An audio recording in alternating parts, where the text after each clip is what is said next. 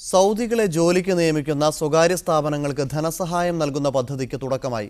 36 മാസത്തേക്ക് വേതനത്തിനും തൊഴിൽ പരിശീലനത്തിനും വരുന്ന ചെലവിന്റെ നിശ്ചിത ശതമാനം സ്ഥാപനത്തിന് ലഭിക്കും. പുതിയതായി സ്വദേശികളെ നിയമിക്കുന്ന സ്ഥാപനങ്ങൾക്കാണ് ആനുകൂല്യം. സ്വദേശീവൽക്കരണം ശക്തമാക്കലാണ് ഇതോടെ ലക്ഷ്യമിടുന്നത്.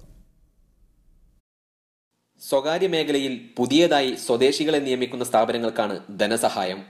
വേതനത്തിന്റെയും തൊഴിൽ പരിശീലനം നൽകുന്നതിനുള്ള ചെലവിന്റെയും നിശ്ചിത ശതമാനം തുക മാനവശേഷി വികസന നിധിയിൽ നിന്നാണ് ലഭിക്കുക.